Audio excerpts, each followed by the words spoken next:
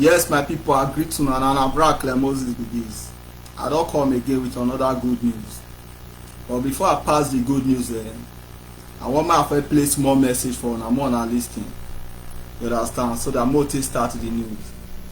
Emi Soko Wado, hey, yeah? Hero. Yeah? Hey, Soko. Oh, Soko.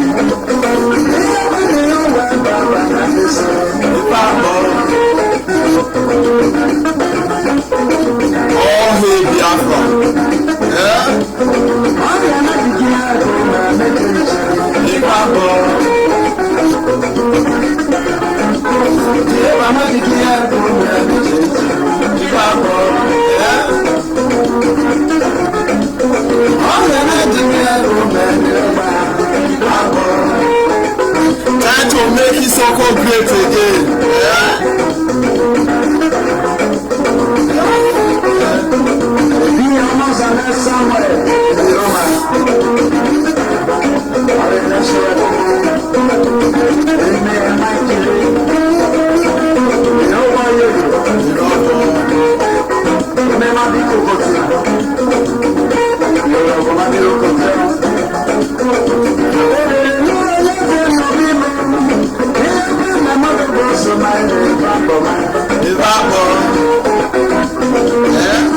Maybe Soko Wado.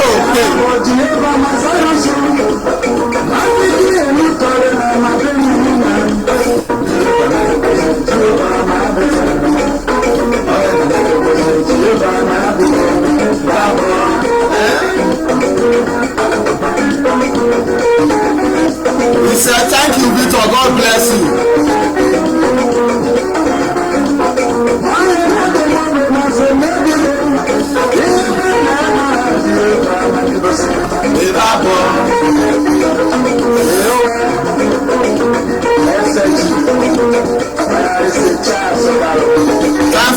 Isoko to be great again.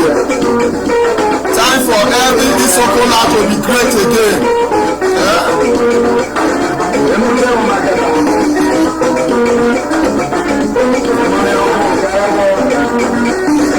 Freedom is not for free.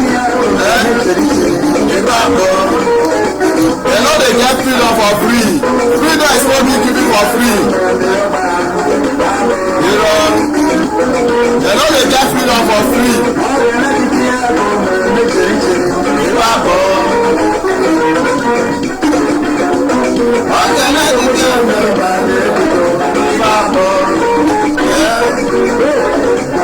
They know they get freedom for free.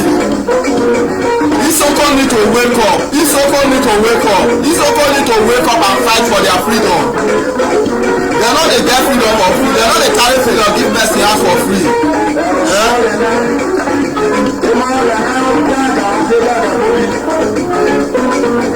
The flag of Biafra need to be raised in Isoko land.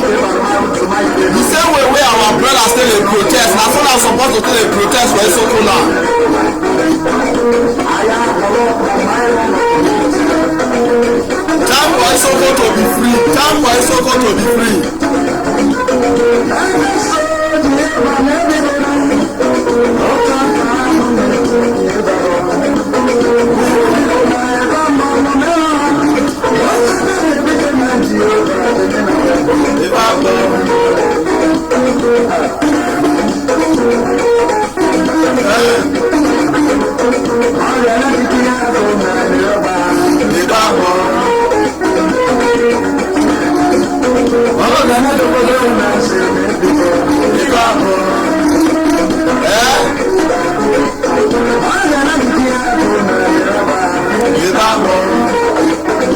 Same way where our brothers still dey raise flag for east, na so na Isoko people suppose to dey raise Biafra flag.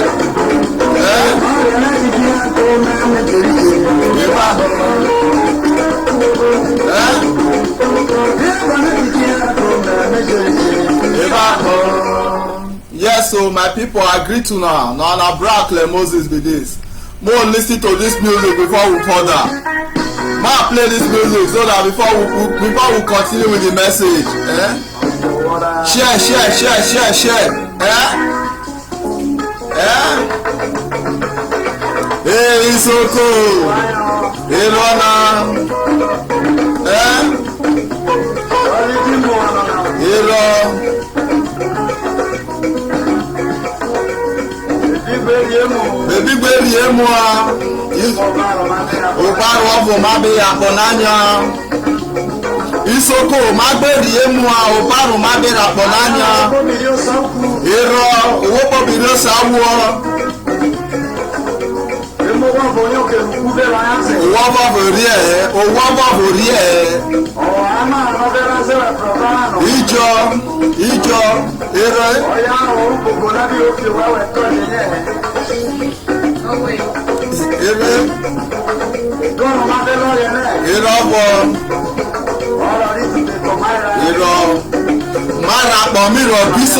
Marapọ̀ mìíràn bí Isoko. Owó bọ́ sábí Isoko kò máa yìí, máa bọ́ sábí Isoko. Máa bẹ̀ hẹ́rẹ́. Ẹ̀jẹ̀jọ̀ màtí wú na pọ̀ ní nánú ọbọ̀, èmẹ́wọ́ bọ̀ọ̀lọ́ fi ó tọ́kì mọ́ra.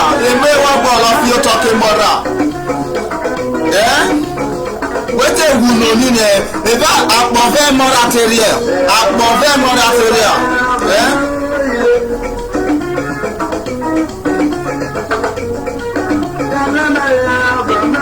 Máa kú ọmọkùgbà wọ́n mìọ́. Òwò bó sábí Isoko kò wẹ̀. Wẹ́ẹ̀rọ na alamajiri tẹ́nyà zọ Isoko tẹ́ Isoko kò wẹ̀. Alamajiri na awon wabiri enine na awon sábí Isoko. Awon na bi Isoko no awon wabi fi biaro na bi Isoko no.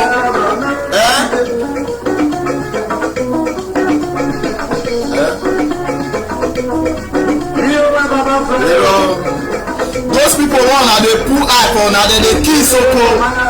those people wey be say una dey put eye for those people wey be say una dey put na hope for na dem dey kill Isoko. Awona bi Isoko no, Awona bi Isoko no.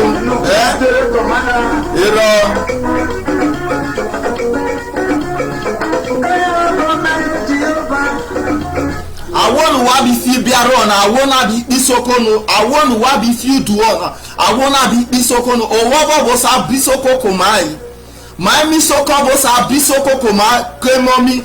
Ma mi Soko bo sa Isoko wete rona la majiria ifula nitenyaze ovoto Isoko te Isoko yi erue ma bigu unye no be boma na Isoko na yi owari notice unye na no yi Biafra bo sa unye na no ele lo mebe tak yinyo vo mepo binu makwo makugwa awomi ele lo mebe tak yinyo vo mepo binu makwo makugwa awomi because Biafra bo sa oyete siomani unye nu marona ni na Biafra bo sa siomani unye na owo bo tenya Isoko teta ko na mebo lo boto Isoko mebo lo bi company Isoko mebo lo we next Isoko mebo lo onina mebo lo motor Isoko mebo nai erue abigu wete ro to Isoko ni nei owari ovo bo ro to Isoko owari ovo bo ro to Isoko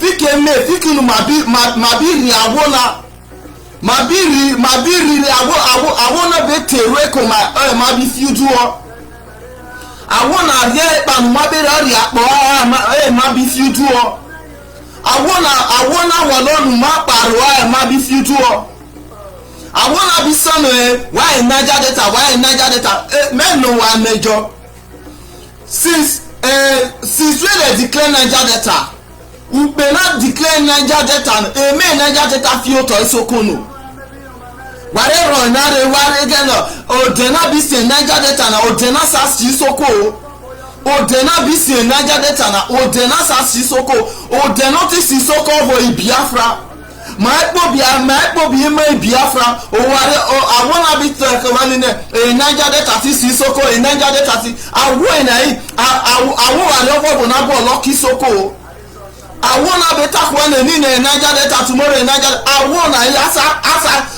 wale ovo fi o to Isoko mami Isoko vo te sa boy Isoko mami to Isoko te sa boy Isoko wete rona awona be say Niger Delta na nine ateta na okay ma bo lo your school fi o to Isoko o ma bo lo ro are ni na fi o to Isoko o ma bo lo ware na emena be tako wa na emena aberi ara gwowe aberi mena re gwowe wete rona wete te na okay we worry oware na meti roof your to Isoko wete vote men o matter how be Niger Delta no oware na meti awo na yi iwayo abi fi o wa iwayo abi fi o wa mebe tell make my Isoko bobi ma boto Isoko ma boto Isoko owo bo sa boto Isoko ko mai ma yo baro ma ye momi unye no be boma oboni na ma kenyo emomi unye no roto Isoko ni na yi asa kele unye no roto Isoko ni na asa kele emobi biskuru no ate finish biskuru na iru roto mi iru rie bo egwi ma we egwi a company obo na okay mote biskuru no ni ne owari ni na mo na ti ro owari na ewari obo to Isoko wete ro meze Isoko iru overoto Isoko na emeze Isoko biru iru overoto Isoko na inyo be metami biru be to Isoko ole lo mebe take mo Isoko Biafra bo ti sioma owari obo ti sioma owari obo ti sioma wete ro na awo babeta na okay we worry mati ro na ti Isoko mati ro na ewari bobi na wona be take aberi wo wai aberi wo wai where aberi wete bi village Isoko ni na yi village na yi abe kaano awo be dano to Isoko no awo be dano to Isoko no owo we be rio to Isoko owo bo be rio to soko awo na ro to soko awo be bi be deno fik unye na ro to soko na yi o mo tu unye be ba wo bo to soko isoko no ma no ze ni na unye be ba wo bo to soko unye be ba wo so o to soko wete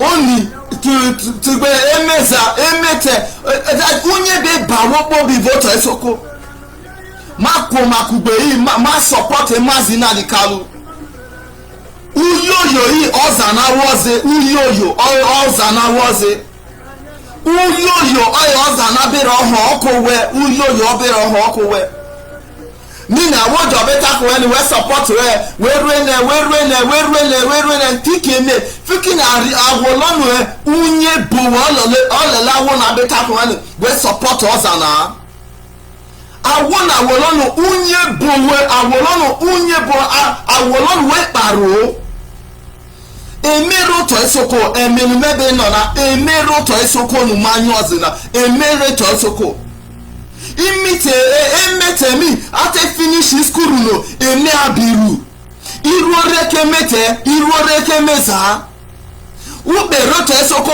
ameroto esoko imeri no majepe obone na ete close no bo ifula ni abenya zo tori tenya ze te eguli no roto esoko abenya ze te dro eguli na bobori instead of wakumakubo awori my bobi ho ziebuwo wabeta no my Niger data mebe take my soko Niger data sa sisoko Niger data sa sisoko menwe my soko emojo me ma be rodan no to isoko no fiki unye no ro to isoko le no ma be dan no to isoko no unye no ro to isoko ole no ma emi soko be dan no to isoko no mate dan no to isoko no ono to e bo to isoko ko mai mo soko no me be dan no to isoko no ni ne okay ma bo bi de devle no ono to e bo to isoko ko mai owo fo sa bo to isoko mai mo isoko te bo to isoko okay ni na ma bo bi de devle no ono te rio to isoko ono te nyazi ezete rio to isoko owo bobo sa rio to isoko mai mi soko boto rio to isoko ma be ye ma mi kufie i village beka everyday village beka ma beta le okay me bari village me te bari ete me bi gbe pozie wa be bo we beko wa be bo we po ewo owofa but ewori oton wa nyoze wa bi kweku fie oton ogene ko wa bi kweku fie oton ogene ko wa bi kweku fie ole no me be taka mi soko mavo sa bisoko owo sa bisoko ko mai ma po bi te de no to soko no ono te bo to soko ko mai eminu mebe no emi soko ni na ma po bi te de ni soko no ono te bo to soko ko mai ma po bi te de no awoni cheko ifuna ni asaru ni pa woni choko ate pa woni choko no wesa zie gbobera wesa zie fikini ifuna ni apa wi soko no i choko o to soko no when wero beko when wero be gbenuwero weta na okay maybe we gbo sisi fulani rio tonu na manya sebaka ibiafra bo sa sisoko ibiafra bo sa sisoko o wario bo sa sisoko o wario bobo ole lo me be nyala we meta ko we no ibiafra bo sa sisoko owo tata ko we worry material na ko isoko wa worry mabiro oti inyo for me o boni na mebe temebe ko we inyo for me ejobi wuku fie fikeme fik unye no risoko elele ejobi wuku fie ejobi wuku fiefi kunye no roto esoko wait asakiri owari obobo beto osoko asakiri owari obobo beto osoko ateta okay owari vero to esoko okay right and isoko wado kisha ware emewe bi ìyàwó ni nake awon we bi yuna emewe bi yake eme afioto isoko ni we be wado ke isoko wado we bi ìyàwó na bi potori oye no mebe tank no emo isoko yi apama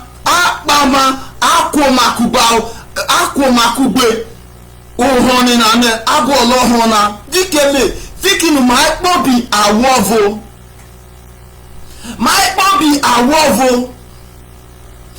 ejereta awi gbavo Biafra wait tell okay do okay when we better na awi gbavo Biafra onu wero atana me Niger Delta merena okay we Niger Delta onu bi suwe ni neve governor oza no bi suwe na oza no wigbo okuwa no bi suwe na okuwa wigbo etani jo we are Niger Delta but okuwa no bi suwe na okuwa wigbo wetani jo we are Niger Delta fikin we rio mara oilelunye bere oboma obonina fikin we rio mara oilelunye bere obemo isoko nine wa lovo to oge nega lo wa pobi oge nega li soko gaga but unye be bami soko aye mo soko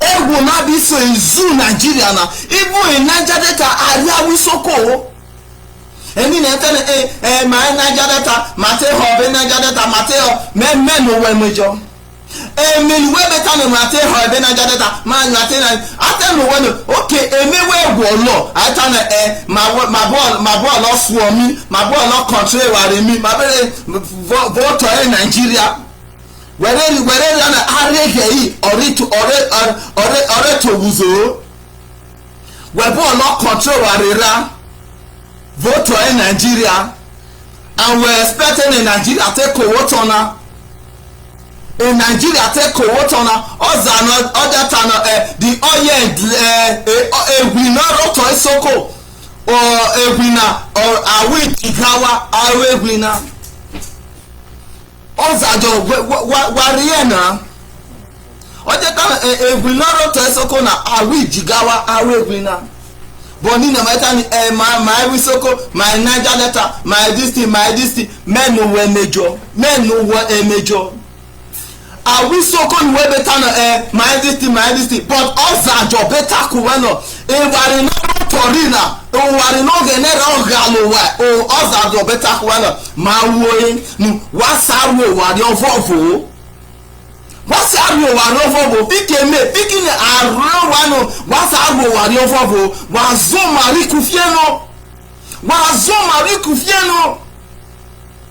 wazo mari kufieno fikini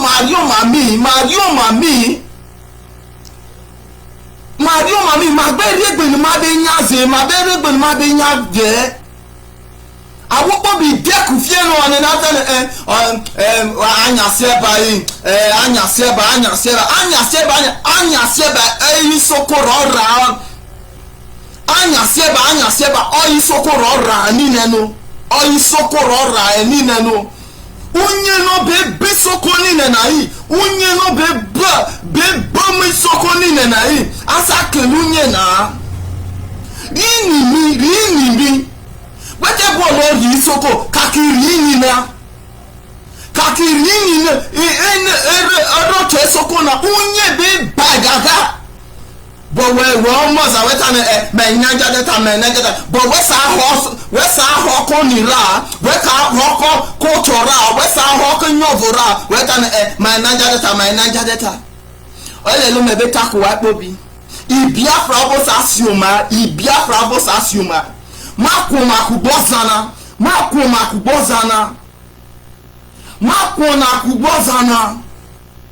Awo janeta masako makube mene we major. Okeli Britain railway to Esoko esemi no ma beta na ose na yi a Isoko no ose me beta ko enuma awo ni ma fi obaro na awo na bi Isoko no because abetu zeme ko ma Isoko abitu zeme ko ma Isoko eso jorie no eso jorie ovoto Esoko no okena ake Nigeria independence ese na rie ayo ware no via but akure view duri thinking aden awolo ne oja de Isoko no oja de Isoko na abo lota ke mori abo lotu zeme ke emori that's it awona yi awolo nwa pa bobaro awolo ni Isoko pa ma but me na awisoko bele each anti me bo lot ni church because meta mi church obon na yi metu zeme ko wana I church na mi awisoko benya I church abenya I church abenya oilele abele nine abele ogene viole tifio gagara ovoto Esoko tiro na ko Esoko tiro na so abele Isoko but owaro obedia ole na level to Esoko no eme ole na fio to Esoko emo Esoko re ole lo mere wane teme because kere mereta no Isoko yi okeni Biafra te nyazino yi emo Isoko te gogene Ibiafra te nyazino emo Isoko te gogene oponi na yi wa be gogene oilelo itaze unye be boni Isoko bonina fikin wa carbon egbe no gene ronu oilelo unye be boni Isoko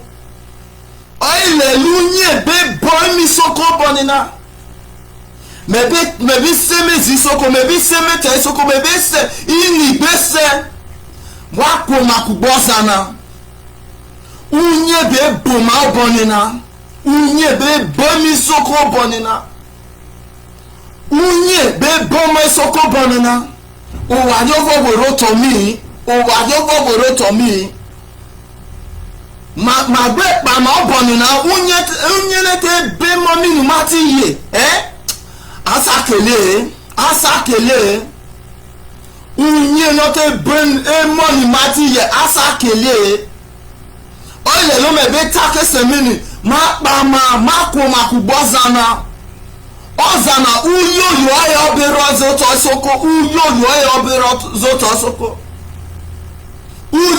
ozana bero zoto Esoko oge no viozanaze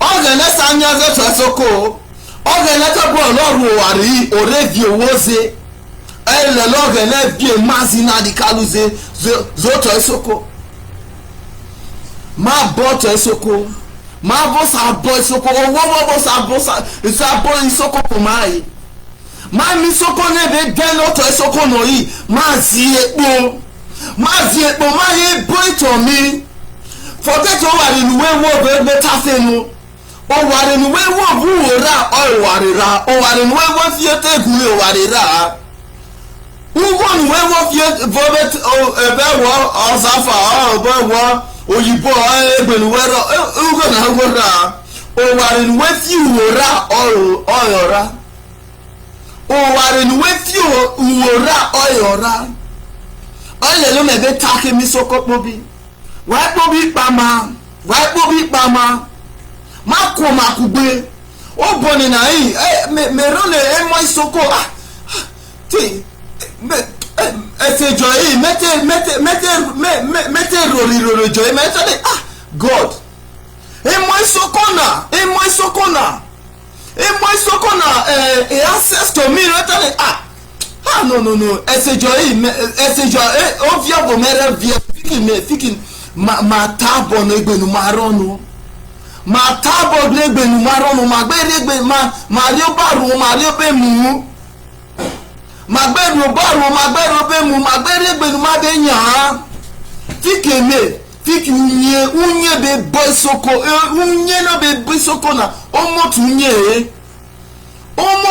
be o be bosoko ni ne omotu unye ogenovo ogenovo vioza na se ogenovo vie mazi na di kaluze ogenovo vie mazi na di kaluze owó zafẹ́fẹ́ na ọ̀sán àbúrò láti rú sókó náà àbúrò lọ́wọ́ lọ́nà àwígbó jàmúlẹ́tì sókó àwọn mẹ́tì lùzẹ́mẹ́kọ̀wẹ́ àwísókó yẹ àwísókó wẹ́gbẹ́ rí sí uzẹ́mẹ́mẹ́bẹ́ takuwẹ́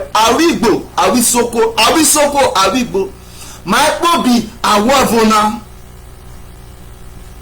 wẹ́tẹ̀rù onira wẹ́tẹ̀rù ní sókó wẹ́tẹ̀rù ní igbó wẹ́sátánà ẹ̀ẹ́nìnà ní igbó ẹ̀ẹ́nìnà ní sókó máa pọ̀ bí àwọ̀vọ́ ọ̀rẹ́ náà mọ́ máa kú gbé wẹ́wọ̀ lọ́nà àwọn ènìyàn àtẹ́ta náà ókè ènìyàn ara ẹ̀nà sí àwọ̀ ènìyàn yìí unye àbí fi ó tọ́ ìsókó àwọ̀ na unye àbí fi ó tọ́ ìsókó ẹ̀yẹ̀ ló mẹ́bẹ́ta náà ẹmọ́ ìsókó pọ̀ bí pàmà àkó màkùgbé òhàn náà abú ọlọ́hàn ọbọ̀ nínà ọbọ̀ nínà màsà bótọ́ ìsókó màgbẹ́ bótọ́ ìsókó ọbọ̀ nínà màsà bọ̀ ẹ̀gẹ́ màgbẹ́ ru àlọ́vọ́bọ̀ fi ó tọ́ ìsókó bọ̀ nínà màsà ti ru àlọ́vọ́bọ̀ fi ó tọ́ ìsókó fiki eme fiki nu magbo si organizer si o to isoko except isoko pama magbe pama organizer si o mai magbe pama yi organizer si o mai ma ka fe pama ta because magbe pama organizer si o mai organizer bo lo si o to isoko yi mai ni soko re ka ke pama mami soko rẹ kàkẹ́ pàmà before gẹ̀lẹ́tì sí ó tọ́ ẹ soko mà gbẹ́ pàmà owó gbogbo sá sí ó tọ́ ẹ soko èlèjọ náà tọ́nà àdézenu mẹ́sì àdéwọ́jọ́sẹ̀nà irọ́ àdézenu. Adáwó jọ́sẹ̀ náà adáwó sọ̀dẹ̀ náà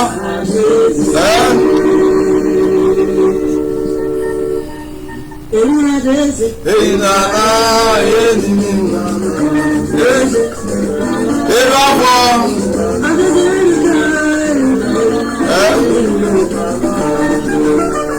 ọ̀hẹ́ Biafra nínú ẹ̀dí sọ́kọ́ nínú ẹ̀dí sọ́kọ́ ìrọ̀pọ̀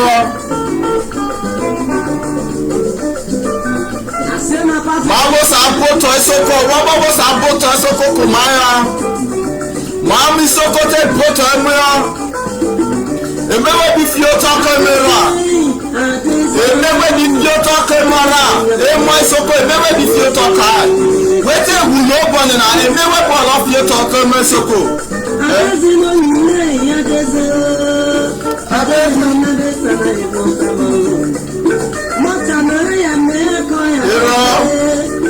Ọmọdé sì gbèrè náà kì í adé sí ìrọ̀ fọ́. Màá bó tẹ bọ́sì àsọkọ̀ wọ́n bọ́ bọ́sì àbótọ́ àsọkọ̀ kò máa. All hail Biafra, all hail Biafra. Today is my language and I tell you Isoko Wado. Ọ̀gá náà mo fi ọ̀tọ̀ ẹ̀sọ́kọ̀. Màá gbọ́ bí ẹmọ́ Biafra, màá gbọ́ bí ẹmọ́ Biafra. Yes o.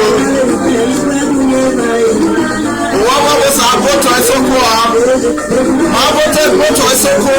Màá bó tẹ bótọ̀ ẹ̀sọ́kọ̀. Wẹ́tẹ̀ wọ̀ lọ́dọ̀ wọn.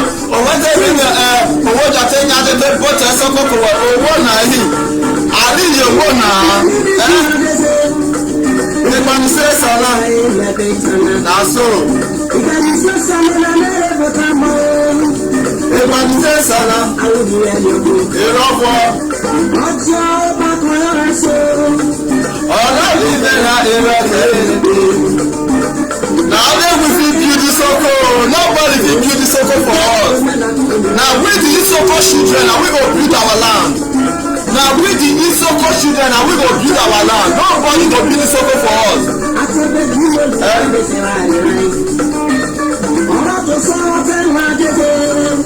Ọjọ́ ìtàkẹ́ náà mọ̀ tẹ̀ náà mẹ́gẹ́gẹ́. Ọjọ́ mẹ́kẹ́ àjẹ́gbẹ́. Ọjọ́ ìtàkẹ́ náà mọ̀ tẹ̀ náà mẹ́gẹ́gẹ́. Ọjọ́ ìtàkẹ́ náà wéjẹ́ tó kúrò. Wéjẹ́ tó kúrò. Lakọ́sẹ̀rá. Lójẹ́. Emewe bí fi ó tọ́ ẹ sóko. Wẹ̀nu wẹ́rú zọ́zọ̀ náà emewe bí fi ó tọ́ ẹ sóko.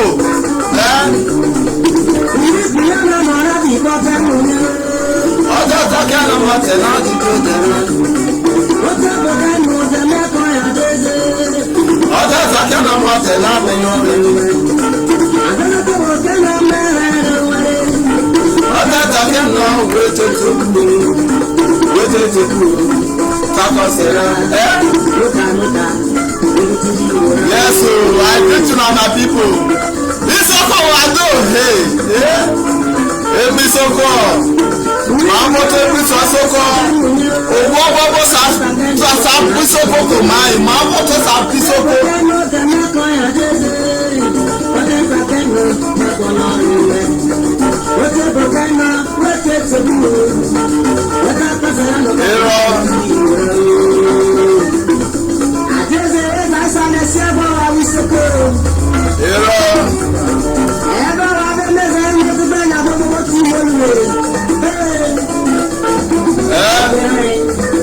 Yeah, you can call on WhatsApp.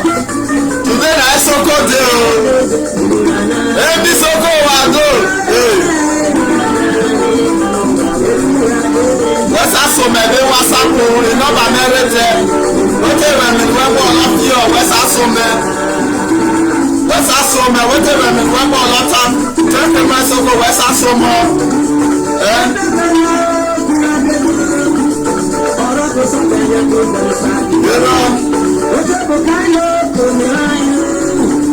Ó tẹ̀ náà tọ́lọ̀ lè bí ìyá rẹ̀. Isoko wa do. Yes o. Ushe yes o. No stopping. That's all. No stopping us. United Biafra. Yes o my brother Ushe. God bless you. God bless you. Thank you Igwe. God bless you. Yes o.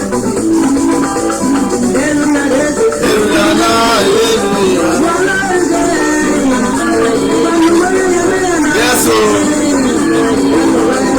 Yeah, the number is there.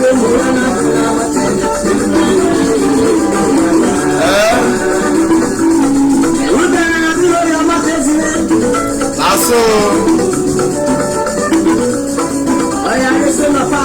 Nobody fit build Isoko for us o. Na we the Isoko children na we go build Isoko o. Yes o. Wẹ́tẹ̀ lọ́nà owó tẹ̀ ní adẹ́kẹ́ gbọ́tọ̀ Isoko kò wẹ̀. Thank you my brother Monday. Love I greet you brother. Yes o.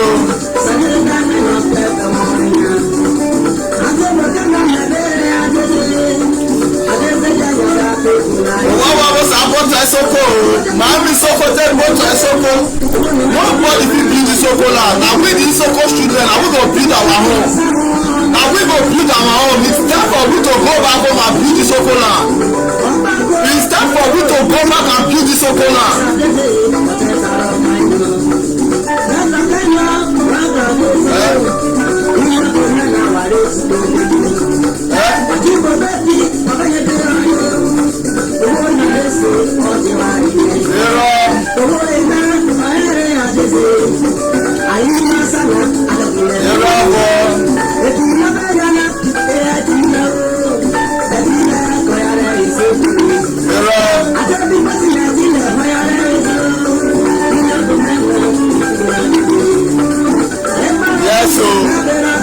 Nobody fit build Isoko for us. Na we the Isoko children and we go build our home.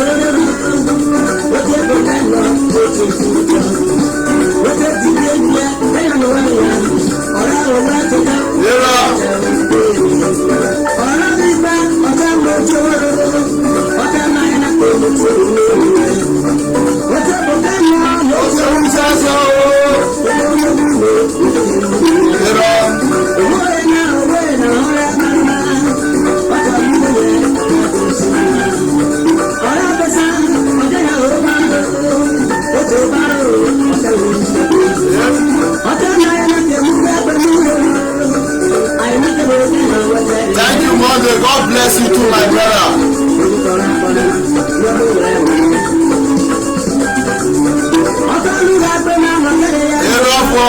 Isoko na complete Biafra. They no dey deny am. They no dey deny am. By now, we supposed to even don hold the flag. We supposed to don dey raise the flag. By now, we supposed to don dey raise Biafra flag for our home. By now, for don dey able to raise Biafra flag for our home. The way when our Igbo brothers dey do, na so na we for Isoko, na so na we supposed to dey do. You understand? Today na Isoko na I wan just use. My people, more na no vex. You understand? Today na Isoko na I wan take broadcast today. I wan talk to my people mostly. I wan talk to my people mostly. My people, more na no vex. Today na Isoko na I just dey use. Isoko wado, hey, Biafra wado, hey, Kisha ware, hey,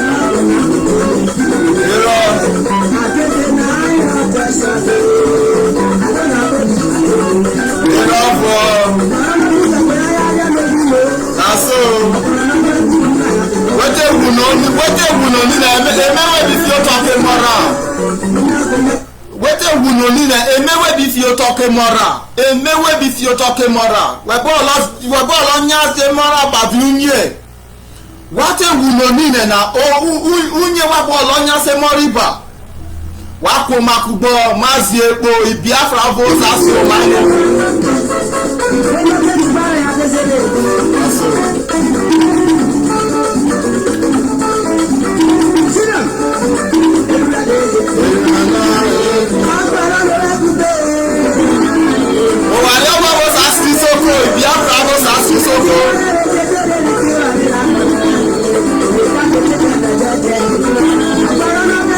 Thank you, Peter. God bless you too. Isoko na complete Biafra. They no dey deny am.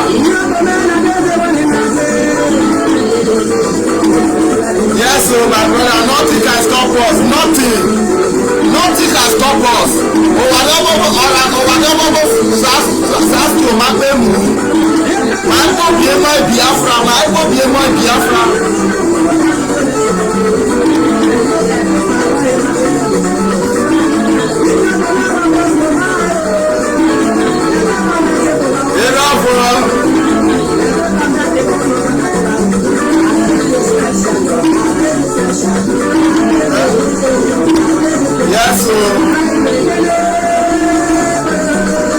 Yes, so my people.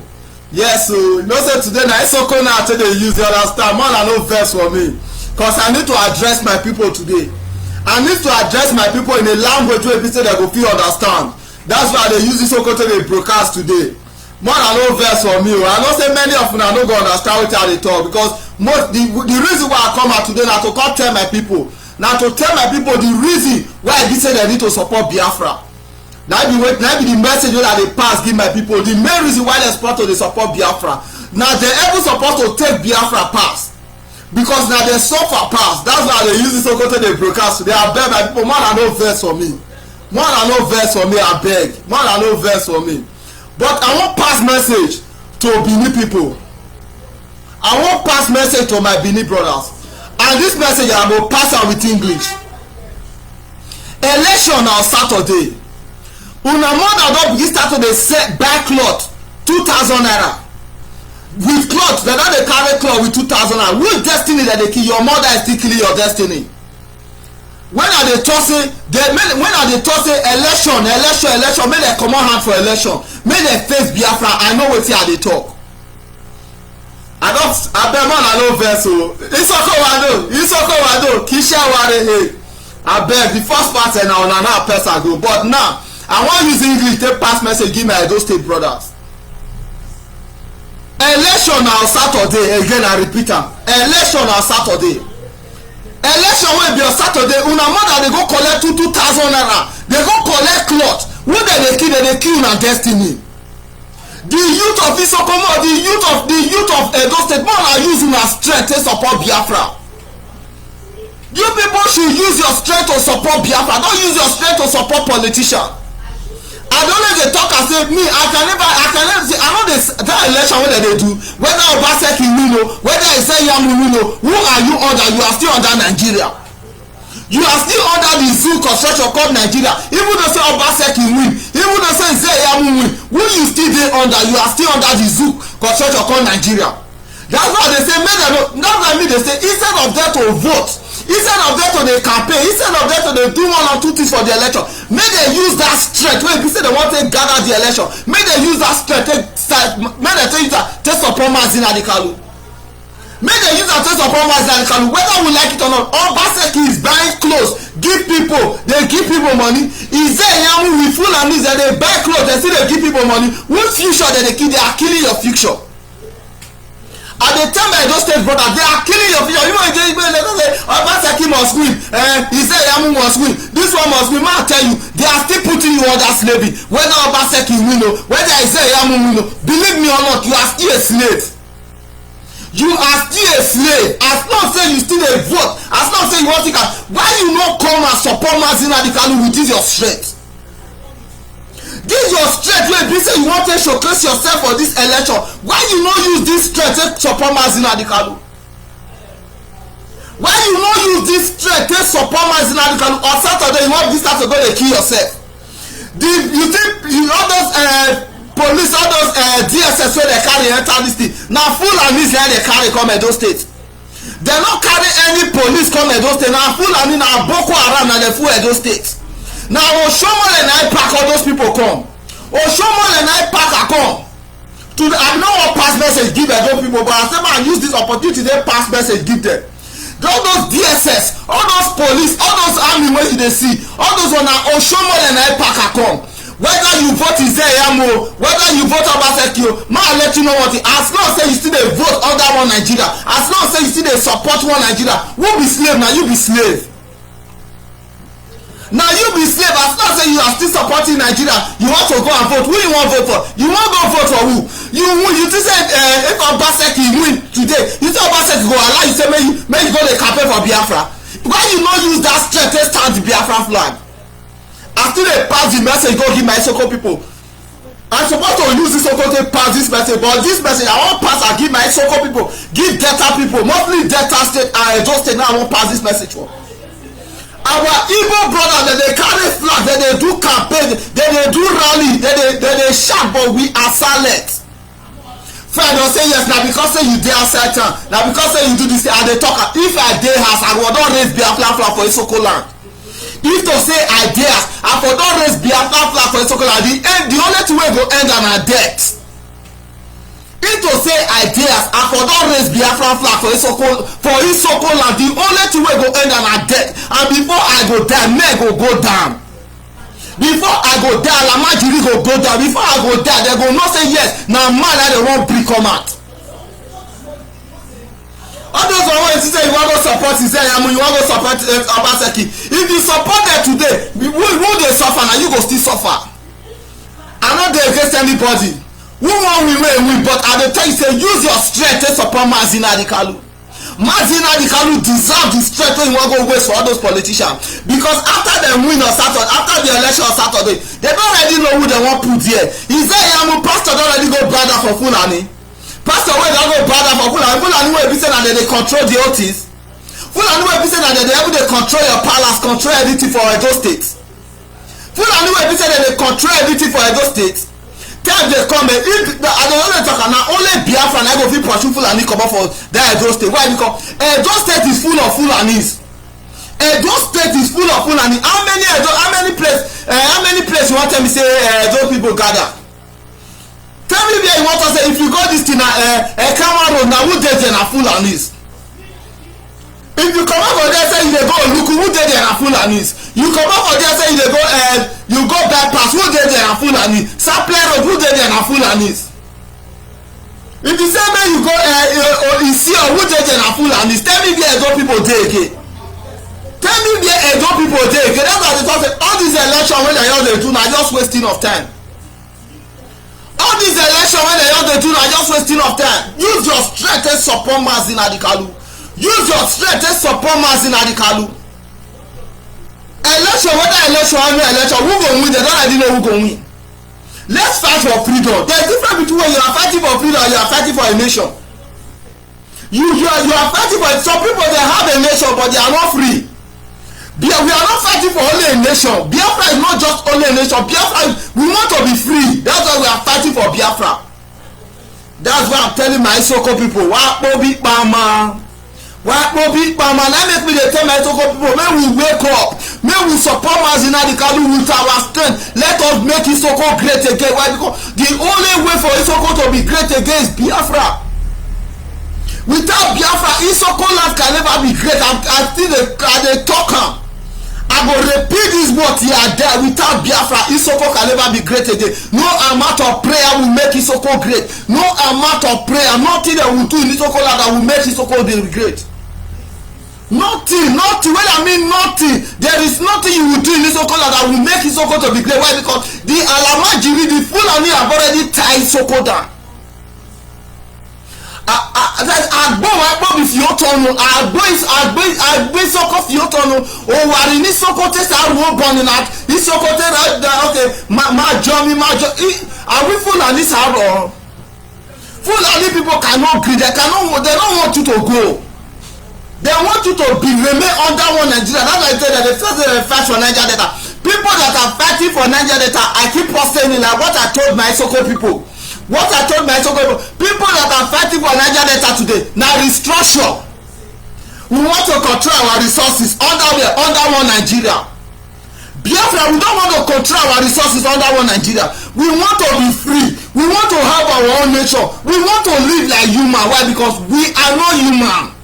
And they talk for that country called Nigeria, Isoko people now they suffer pass.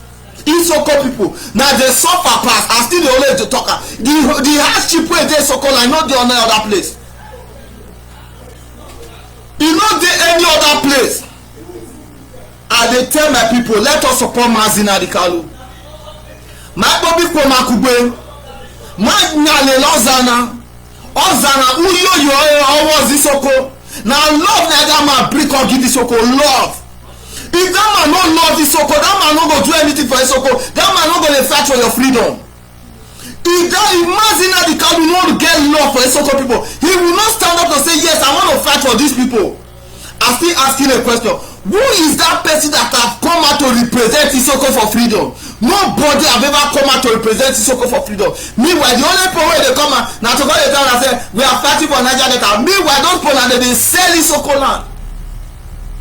By this time, we suppose to do the campaign for Isoko land. By this time, we suppose to do the race flag. By this time, we suppose to do the march forward. Uwuri Esiebo Arewu. Arewu Isiaba Esiebo Arewu. Wetin wuni na no West Awu over there. Wetin wuni na no West Awu over there. Wetin I talk say death na once na dey die. By this kind of we for Isoko support to do the march. we suppose to don dey raise Biafra flag, we suppose to don dey raise Biafra flag, we suppose to don dey raise Biafra flag the way wey be say our brothers for east dey raise flag, the way wey be say our brothers dey stand. But today we dey talk say Isoko get men, Isoko get. I dey ask you, where are the Isoko men? Where are the men in Isoko land? The men wey dey talk say yes Isoko get boys, Isoko, where the boys wey dey Isoko land? You people should kill your fear. Let's save our future, let's save our children. Our children deserve to live a better life, our children deserve to live a good life. Today we the Isoko people, we don run comot from our home, we don run comot from our town, we dey go build us for another place. Why our own place we dey condemn am? We dey go build us, we dey run dey go Lagos, dey go stay Lagos, we dey run dey go north, dey go stay north, we dey run dey comot for the country, dey go build another place land. Where Isoko land dey condemn every single day. Isoko land dey condemn every single day. Why we no go back go build Isoko land? Why the Yoruba people no come Isoko land call dey build am, but you dey run comot, dey run dey go Lagos, and maybe Olaniru Arebeko, you dey condemn your own place, you dey build another person place. You dey condemn your own place. The reason why Isoko is not there to be found today na because say we the Isoko children we run comot from our home, we go dey build another person place. We run comot from our whole town, we run comot from our village, we run comot from where God take bless us, we dey go build house for another person place. Meanwhile Isoko dey close every day. There is no development for Isoko place, there is no development for Isoko land. But you Isoko man, you get house for Lagos, but you no get house for Isoko. You get house for north, but you no get house for Isoko. Today you say abeg I no go. You man tell you what, as an Isoko man, if you no fit carry your children go back to your land, you got away. If you as an Isoko man, you cannot take your children back to your root, na only your dead body na your children wan carry go back to your place. You don burn away, you no born pikin. Person wey no born pikin, you with am no, there's no difference. You Isoko man, you Isoko woman, wey be say you suppose to build Isoko, we suppose to make our own place great. You carry all small thing wey be say God take bless you, you go put am for another person place. You dey develop another man land, you dey try to make another man land dey okay. Meanwhile your own place e dey go down. Meanwhile your own place e dey go down. You don care about your children, you don care about your future, you don care about how tomorrow go be. Tomorrow you say Isoko people dem dey suffer, there is no light for Isoko. The Lagos wey you dey, the north wey you dey, is there light? If you comot for Isoko, me comot for Isoko, we comot for Isoko, we wan build Isoko for us. Nobody go build Isoko for us. Owobobo sa boto Isoko kuma ma boto Isoko. Mate wolono Isoko woman na ma bo sa Isoko. If we want make Isoko good today, if we want make Isoko great today, na only we the Isoko children I go fit build am. Nobody go come build Isoko land for you. How many you now mostly of the Isoko people wey be say dey Lagos. Now I wan send this message to all those also wey be say dey Europe. Una dey buy house for Lagos, una dey do things for Lagos, una own place where e be say una come for, una root, una ancestors, una no fit go develop the place. You dey develop another man land. That land, I buy that land 5 million, they buy that land 10 million. Why you no carry that 10 million use am take go invest for Isoko land? If you carry that 10 million take go invest for Isoko land, na bad thing. If you carry that 10 million take go invest for Isoko land, wetin you wan give the Isoko generation? Wetin we this generation of Isoko youth wan give our generation? We want make our generation still dey suffer. Ma wolona unye bawomi, ma wolona unye bawomi. Ma wolona onye bawomi. Wetin make we dey go back today? Na because say we no gree develop our land. If we develop our land, who be the Fulani? Even language we say Emisoko, as Ajisoko, most of Isoko children, they cannot speak their language again. Why? Because their father have taken them away from their home. Their parents, they don't take them come out for their home, so they cannot speak their language. They cannot speak their language. That's why I just say the only hope for Isoko na Biafra. Without Biafra, Isoko can never be great again. Those Isoko today they just say na Igbo people na be Biafra, and they tell you one thing, go and read about your history. If the people who brought Anglican church wey be so na dey shout today, una dey pray to onogo. If the British fit call Isoko people Anioma people, who are you to say you are not Anioma? The British wey dey enter Isoko na dey fit call Isoko Anioma people. Don't say see as the content divide now. Today you say who are the Anioma people? They go tell you say na Delta Igbo na they be Anioma people. Then they say who are the Anioma? They say na Delta people. Who told you that Delta Igbo na be Anioma people? All those people they just say na Delta Igbo na they be Anioma people. Now only the Delta Igbo, all those people they don't know their history. The only reason why we dey suffer today na because we don deny our identity. Instead of we to work with our brothers, instead of we to work with our family, we busy working developing another man's land. The ones wey dey don go invest their life insurance, their life property put for Lagos, how dem wan take go back to Isoko land? I dey tell every Isoko youth, whatever you have today, make sure you go and build Isoko land. If you build that house for that street for Isoko land, even though say na you start to dey stay that place, if you dey enter there one we dey build dey come back, before you know Isoko don be great again. You think say maybe I don build one big house for Lagos, I build one big house for this thing, I do this one for this thing, I do this one, na me get that big mansion for Lekki, na me get that me for Banana Island. Ma tell you one thing, you get big mansion for Banana Island, you get big mansion for Lekki, but your village not in there, you are a useless person. As an Isoko youth, if you cannot build that kind of house when you build for Lekki, when you go build for another man's country, because as far as I'm concerned, Oduduwa is another country, Yoruba people in another country, as long say you no build your house for Edo State, you no build that for East, you no build that for you can't go build that for Yoruba land there, you never build anything. Now lost, now you lost. Now lost, now you lost. And they talk and not to make Isoko great again. We are the only ones that will make Isoko great. Nobody will make Isoko great for us. Now we the Isoko children, Miami Isoko, Mavos Abisoko. Owogogo sanyazete boto Isoko komai. Owogogo sanyazete boto Isoko komai. Miami Isoko boto Abisoko. And maybe your Malbon now. Wetin dey make we Isoko people dey suffer? Not be because we fail to build our home. That's why we are suffering. The only reason why we dey suffer for Isoko today na because we fail to build our home. Instead of we to build our house, we dey go build another person place. Instead of we to build our home, we dey busy to build another person place while our own home dey dirty. The only time when you come Isoko land, now maybe you come Isoko for 1 week, you say you just come village. Also some people say the only thing wey dey carry some Isoko people dey enter Isoko land na when they go for burial. The same way wey be say the only thing wey dey carry some zoo people dey comot for Europe dey go back to zoo na because of burial. If you die finish for Europe, if you die finish for America, if you die finish for anywhere wey you say wey dey carry your coffee go back to zoo. The only thing wey go make Isoko people say okay, they wan comot for Lagos go back to Isoko na because of burial. That thing wey you feel say e dey Lagos, you no know say that wetin Lagos get. There is when you are talking about development, there is nothing in Lagos. When they talk say there is nothing apart for the sea, apart for the ship, seaport wey airport wey dey Lagos. Wetin dey Lagos? Wetin dey Lagos when you wan take compare wetin dey Isoko land?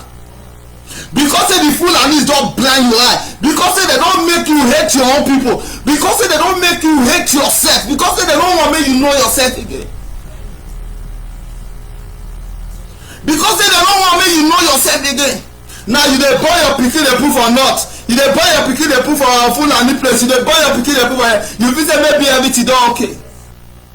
I dey tell you, we are the only people that will build Isoko. Nobody nobody can build Isoko for us. That's why I dey call my Isoko brothers. Let's wake up. Let's support Mazi Nnamdi Kanu. Because without Biafra, Isoko can never be great again. Without Biafra, Isoko can never be great again. The hardship is in our land. Unye no roto Isoko na unye na oboro. The hardship wey be say Isoko na e too strong. They no dey counter too tight. Unye na garo. They say no, we are this. And they tell my Isoko people, we this generation, let's bring something to let's put something down for our next generation. Let us put something down for our next generation. I remember then when I was a kid. Isoko, if you enter Isoko now, there will be a field of people be happy. People the way we people know they come out for Isoko land.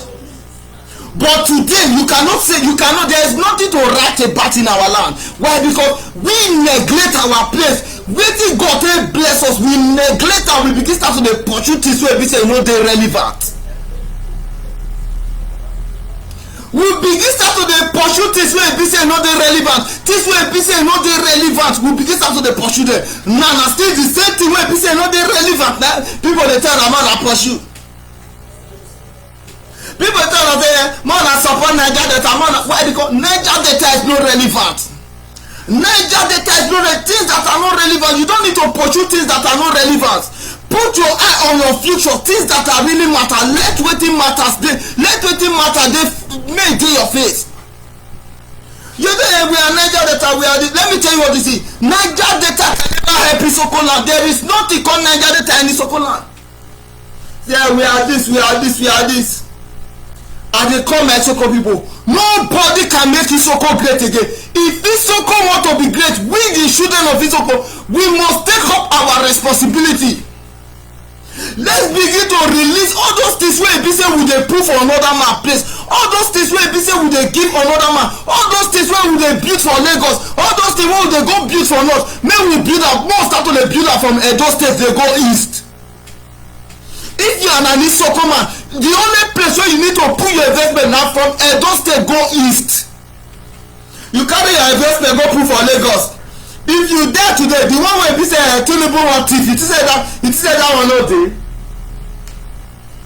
I dey tell my brother, without Biafra, Isoko can never be great again.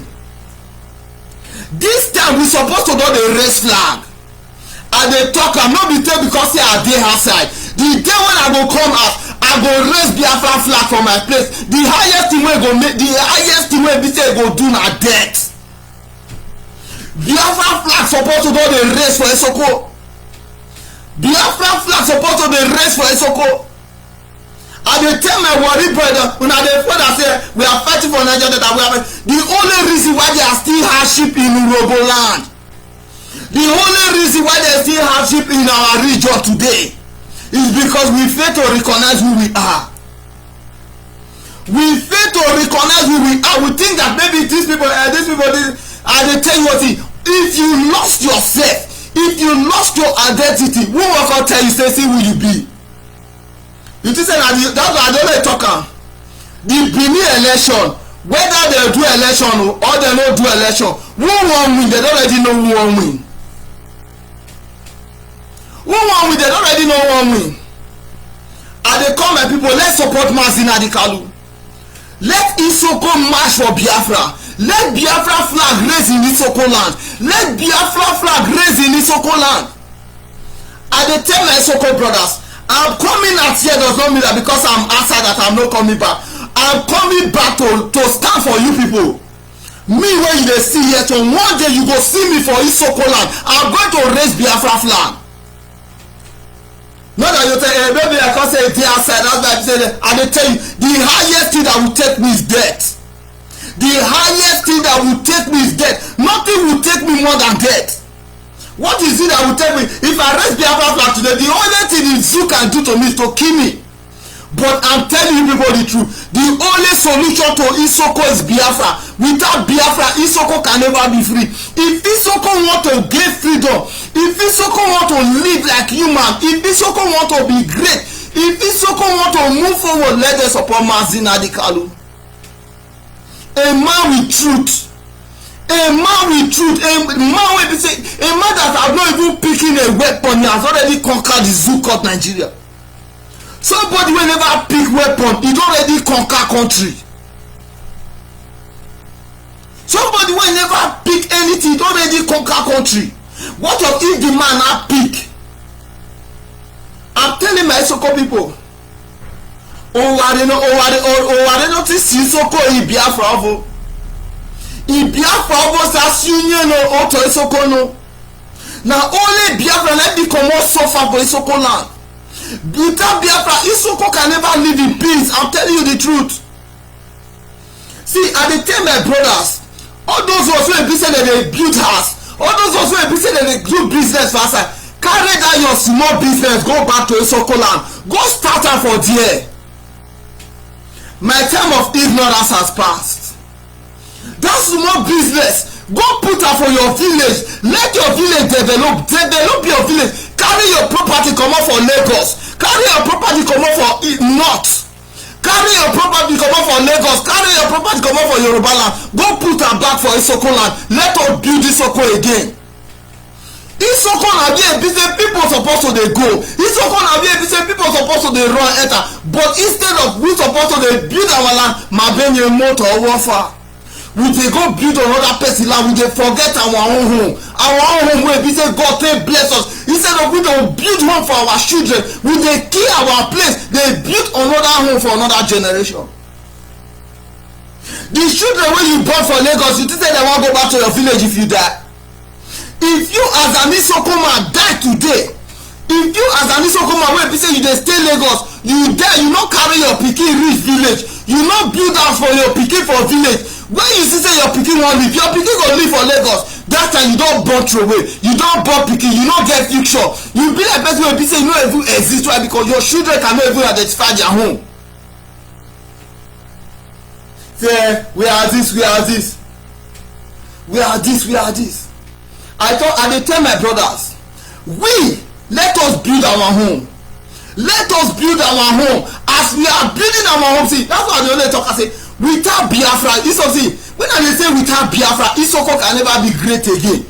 I know what I'm saying. I know what I'm talking about. When I say without Biafra, Isoko can never be great again. Why? Because I've seen it. And you go Lagos, what is Bobeko man? Where are we so called Bobeko that they live useless life for Lagos?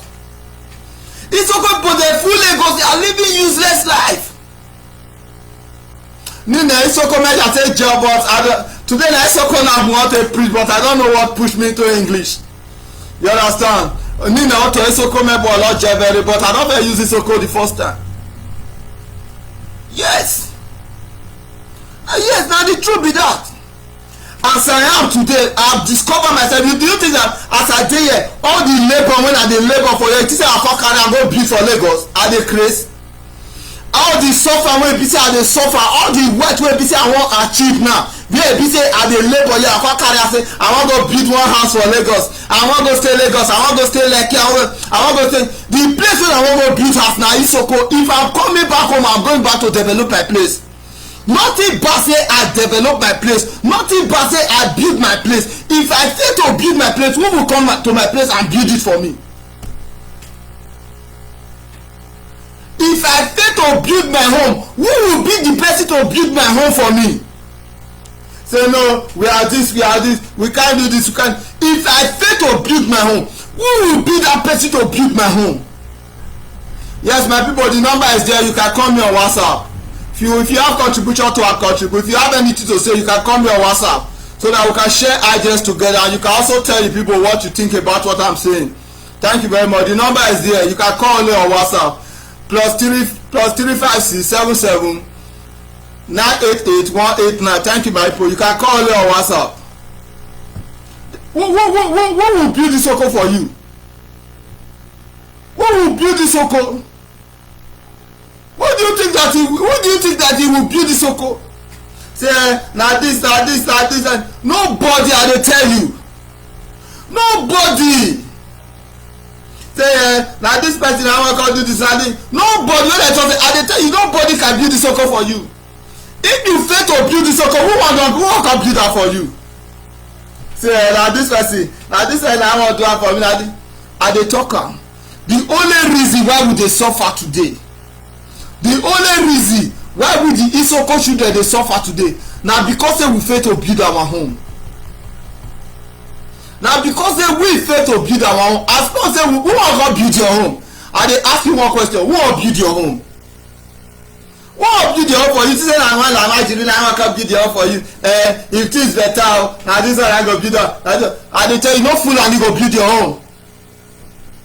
Yes, so my people, ma play my Odogu music small.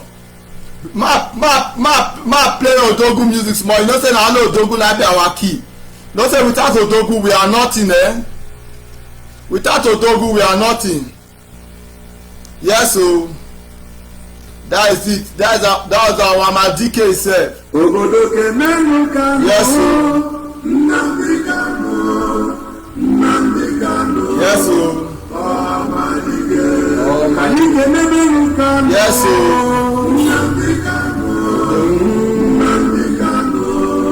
Yes, my people. I dey come and collect my former yate maker.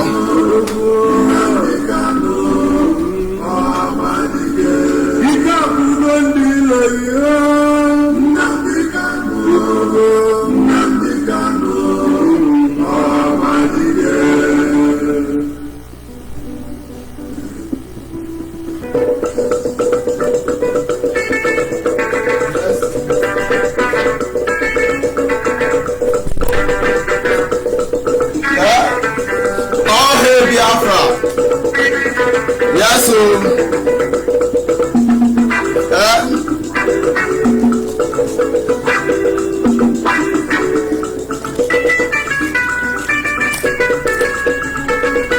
yes, so can you get the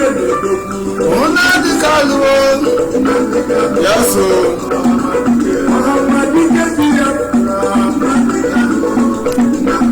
yes, so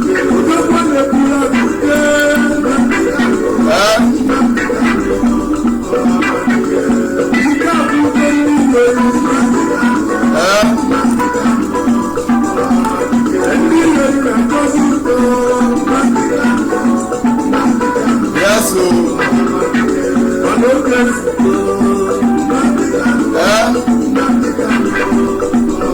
yes, so my people, the man himself. Yes, so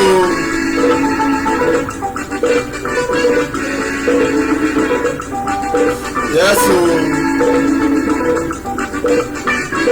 yes, so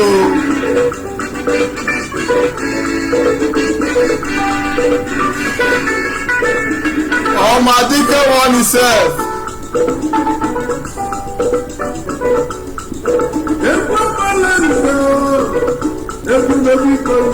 Yes, so so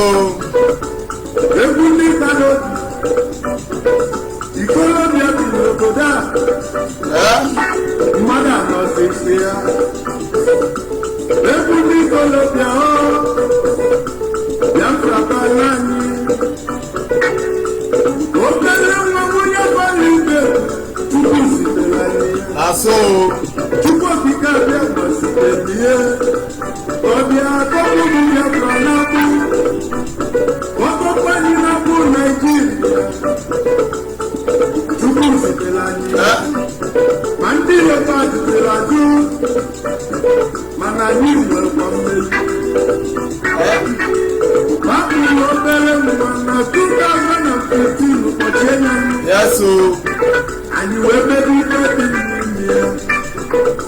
And you will get me better. Somebody me for my name. Everybody like me can do that. Yes, so you put up all the we are so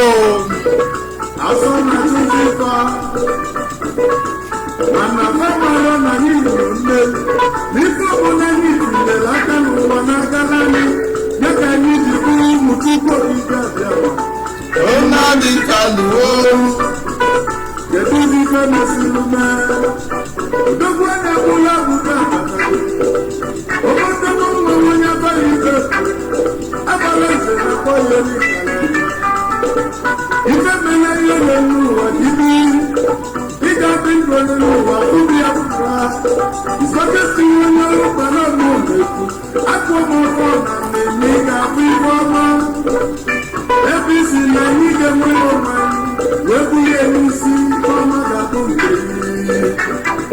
ngwa n'okene Kanu o Nnamdi Kanu Nnamdi Kanu ọhamadike dị ya Yes, Nnamdi Kanu Nnamdi Kanu agbara nzere puku niile Nnamdi Kanu Nnamdi Kanu eze nkata nkwenye yes, so the number is there. You can call in and end your view. You can call the number on WhatsApp.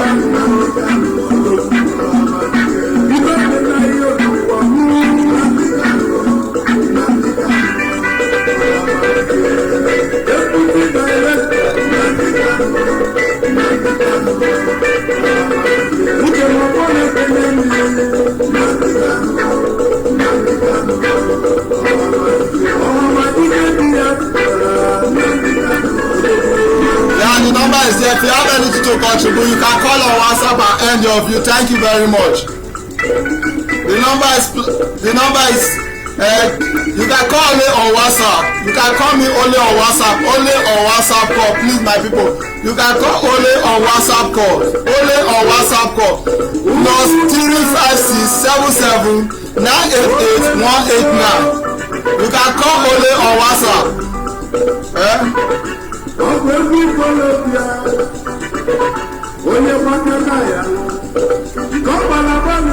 Only on WhatsApp call only on WhatsApp call. Ọmọdé bí Afra. Orúkọ ní òbí ẹnu wọ̀dá, ife ní ilé wẹ̀lẹ̀ òbí. Oge zugbo na nìkànnà. Yes o. Biafra ọba náà ni ọ. Biafra ọba náà sọ. Biafra ọba ni ọ. Àní Chukwu gwara anyị na mkpa nka na-ekwuzi. Ị na-akpọ m onye Naijiria bụ m onye Naija. Kwadebe m mmiri ọkụ Naijiria. Yes o. Mana Biafra bụ obodo m. Ị na-atụzi mmọnwụ nke ndị ọbụzi m. God bless Mazi Nnamdi Kanu, the indigenous people leader. God bless Mazi Nnamdi Kanu, the indigenous people of Biafra leader. Nwata chọba ikiri ọbụla ajọ nwa. Nwata chọba ikiri ọbụla ajọ nwa. Mana mmejọ nke mbọ n'elu ụwa. Yes o. Mmejọ na-aba m afa n'elu ụwa. Nne na nna mụrụ m n'ụwa ga-aba m afa. N'afọ m bụ onye ka Chukwu. Yes o. Biafra bụ obodo anyị. Amara m ike bụ Naijiria. Na so. Ikuku ya n'isi bụ. Yes so, you can call if you have anything to contribute. If you still have any correction to correct me, please you can still call in and tell me where I made a mistake. Ọhamadike dị ya. Yes. Ndị mere anyị ole n'ụwa ka ndị kwuru ekwu. Ọlụ iwu n'ụwa juru m anya. Isi kpata ikporo ụlọ juru m anya. Na so. Ekene ka ndidi ya ọlụ ụwa Nnamdi Kanu. Ekene ka ndidi ya ọlụ ụwa Nnamdi Kanu. Ọmọdé Biafra. Onye afọ Igbo. Ịrapụrụ oche eze nna ya. Wewe wodo iwe tinye anyị nwere onwe anyị. Ife ọma ọnụ amakọ na be. Ife dị mma ọmakọ na be. Yes o. Agbára ìṣòro n'ụwa n'egwu. Ngwano ka ikele n'odo. Nnamdi Kanu o. Nnamdi Kanu. Ọmọdé. Wapụrụ ọba ihe bụ ma ncha. Yes o. Nnamdi Kanu. Ndị gbapara n'ọwọrọ mbuze. Nnamdi Kanu o. Nnamdi Kanu. Yes o. Onye afọ Igbo bụ Nnamdi Kanu. Nnamdi Kanu. Ọmọdé. Ndị abụgo niile oriri. Nnamdi Kanu. Yes o. Nnamdi Kanu. Ile ile ajọsị Kristo. Nnamdi Kanu. Nnamdi Kanu.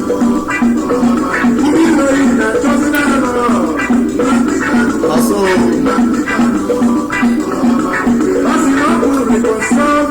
they no gree no.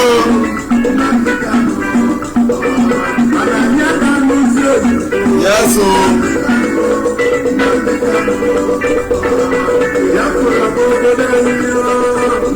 How much you can walk? How much you can walk? Anika now. Yes, so.